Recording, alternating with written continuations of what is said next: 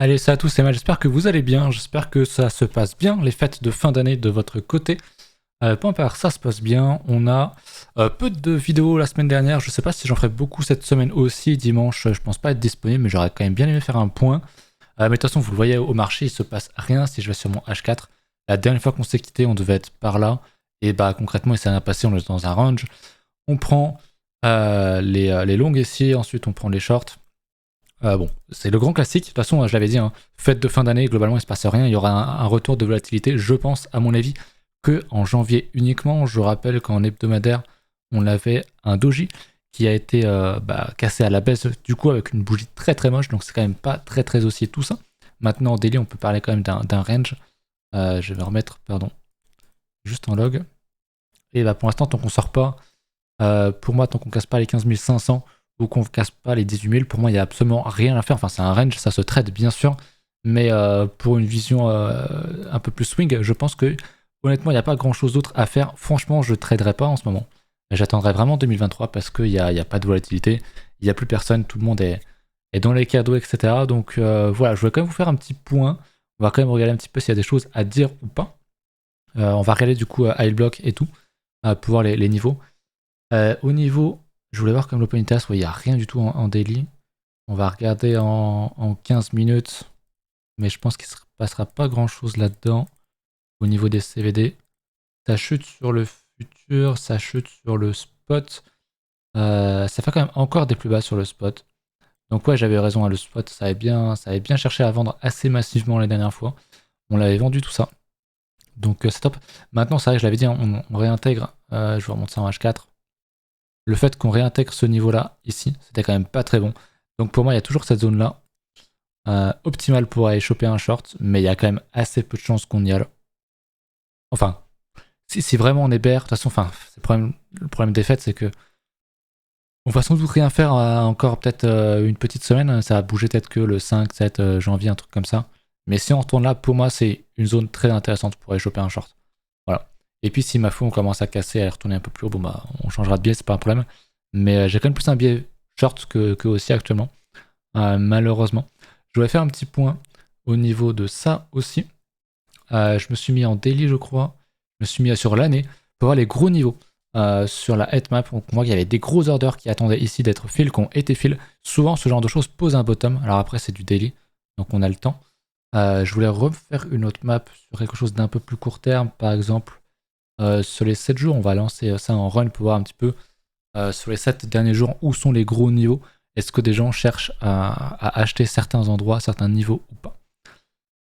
Est-ce qu'on peut agrandir ça? On peut pas vraiment.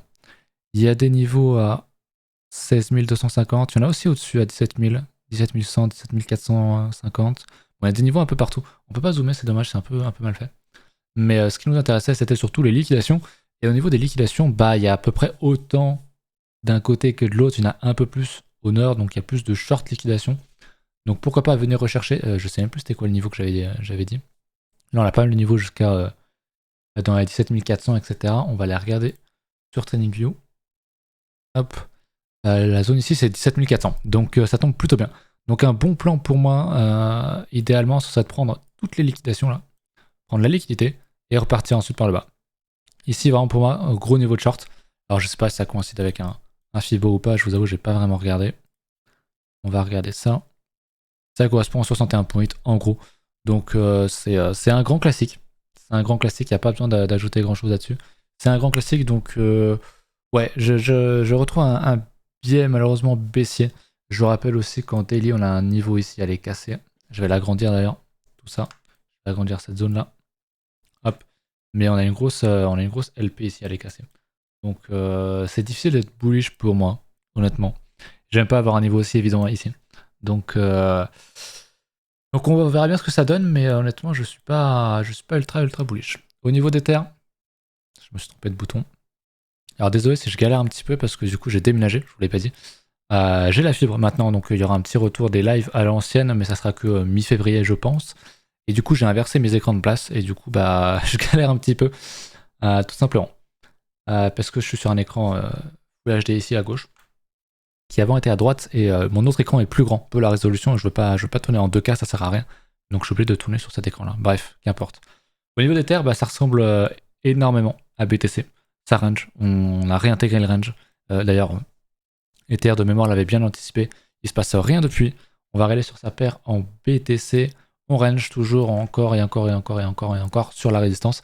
Mais il se passe rien. Je vous rappelle que je veux voir ce niveau-là casser. Hop, le haut du range. Et pour moi, ça serait un énorme signal aussi. Donc on verra pourquoi pas en février, mars. On sait qu'en termes de cyclicité, c'est des mois qui posent des bottoms. Enfin, qui commencent à. Les bottoms se font souvent d'ailleurs en hiver, en décembre, janvier. Et février-mars, ça commence souvent à pousser.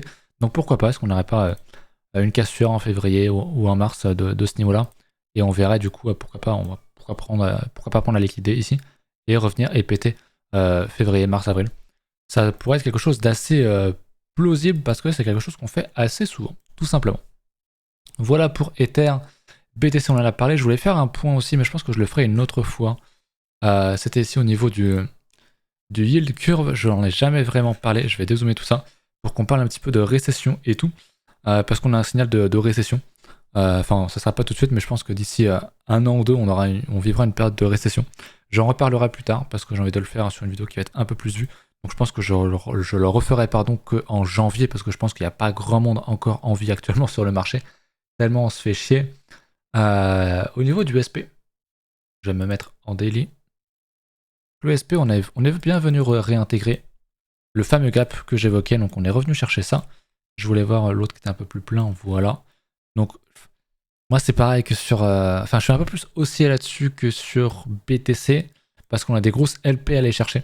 On a un niveau horizontal ici, on a une oblique ici, ça c'est des trucs qui vont vraiment péter.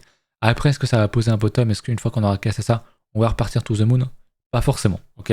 Pour moi, si on a un setup, admettons ici, et si on casse là, ça va être une bonne prise de profit parce qu'on aura pris la liquidité. Mais derrière, on peut très bien facilement retomber. Le problème, c'est qu'il y a un potentiel de récession, comme je l'ai dit. Mais ça peut prendre facile un an à se déclencher. Même bien plus. Donc c'est un peu tôt pour aller rechoper un short maintenant. C'est vrai que c'est quand même... on a touché que le 50% hein, finalement. Je vais me remettre en... J'aime bien le 3 jours moi. Je vais me mettre en log. Voilà. En log, on est qu'au 38.2. Donc on a large de quoi faire. Moi je pense vraiment qu'on peut aller chercher le 61.8. C'est pas quelque chose d'impossible.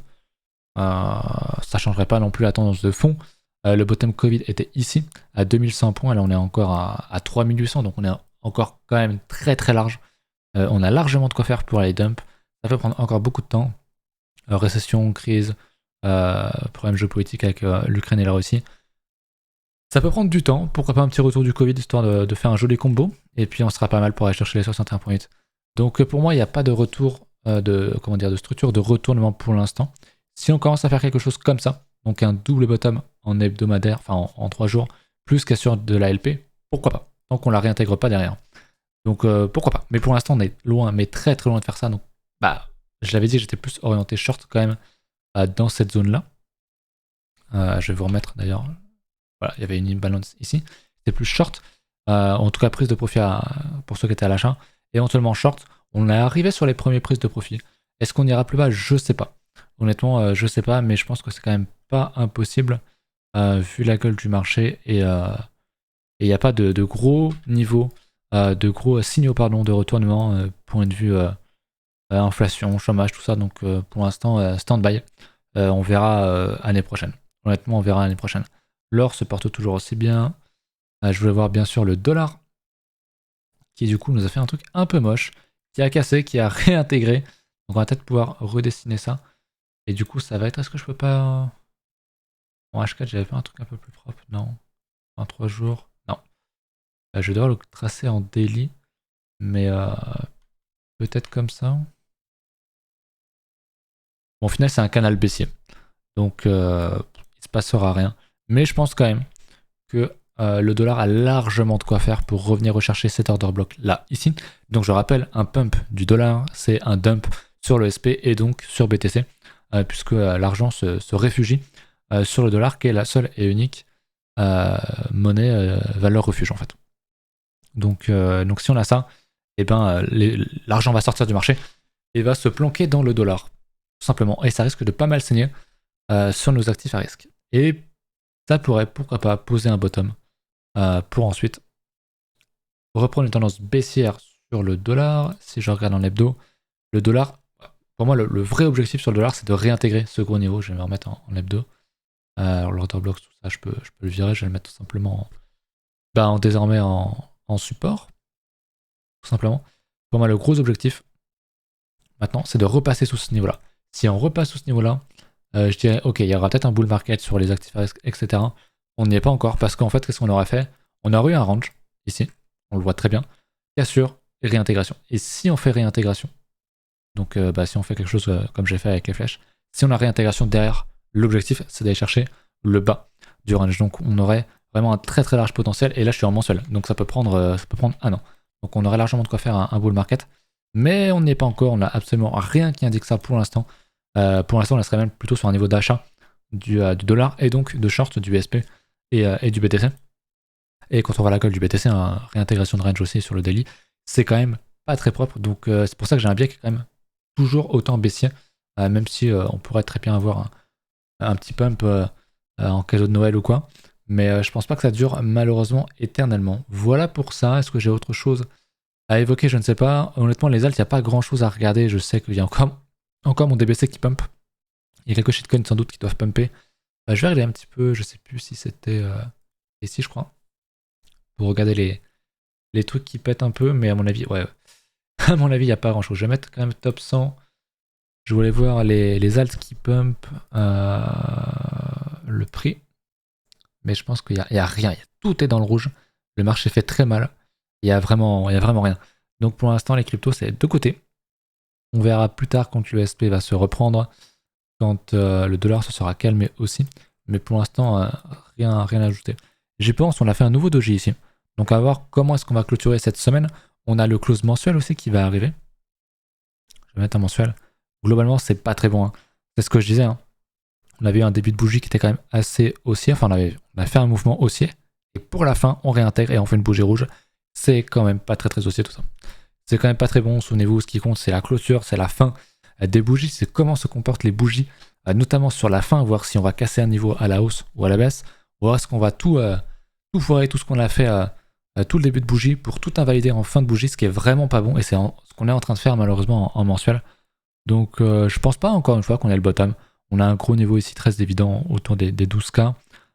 Pour moi, je pense vraiment que le bottom, s'il n'est pas là, il va être dans cette zone-là. Je pense vraiment pas qu'on aille plus bas. Tout est possible, bien sûr, mais ça nous ferait encore un moins 85% si on retourne par là. Ça pourrait correspondre aussi au halving, de tomber, de faire un truc comme ça. De faire comment dire, faire quoi un mouvement aussi au halving pour revenir retester et repartir un peu plus tard. C'est souvent ce qui arrive. Le halving ne marque pas le top départ. Contrairement à ce que certains pensent et affirment, il y a juste à regarder le passé. Ce n'est pas le cas. Souvent d'ailleurs on dump sur le halving parce que justement c'est news qui est acheté. Et souvent au niveau du halving, on monte, et puis après on redescend pour ensuite remonter. Mais ça j'en avais déjà parlé. Donc ouais, niveau mensuel c'est pas trop mal, c'est pas trop dégueu. J'ai pas regardé mon bot d'achat sur Bybit. Je regarderai ça un petit peu plus tard. D'ailleurs en parlant de Bybit, j'ai oublié de vous montrer. Je vais vous montrer parce que j'ai un concours qui a lieu actuellement, je vais vous remontrer ça. Hop, c'est sur le compte de l'ABN, donc n'hésitez pas. Il y a 100 balles à gagner, je crois. Il y a 100 balles à gagner, donc n'hésitez pas, vous avez juste à poster votre UID en commentaire. Il n'y a pas grand monde qui a participé, donc franchement, profitez-en. Il n'y en a que 75, enfin il y en a 80 qui ont RT, mais il n'y en a que 75 qui ont mis leur UID en dessous. Donc n'hésitez pas, c'est toujours 100 balles, ça peut être un beau cadeau de Noël. Donc le concours prend fin, je sais plus ce que j'ai mis, fin du mois, ouais, le 29. Je ferai le tirage normalement demain, mais je le ferai peut-être que début janvier, donc voilà, profitez-en. Et puis écoutez, c'était à peu près tout pour moi. J'espère que la vidéo vous a plu. Si vous avez des questions, n'hésitez pas. Et puis ma foi, on se retrouve je sais pas quand, franchement, parce que je sais pas si je pourrais être là dimanche. Vendredi, je pense qu'il ne passera pas grand chose de nouveau non plus. Donc écoutez, je sais pas. Mais à partir du, on va dire, 5-10 janvier, c'est sûr et certain qu'il y aura à nouveau pas mal de vidéos, tout simplement. Je vous laisse là-dessus. J'espère que ça se passe bien encore une fois de votre côté. Et je vous retrouve très bientôt. Salut.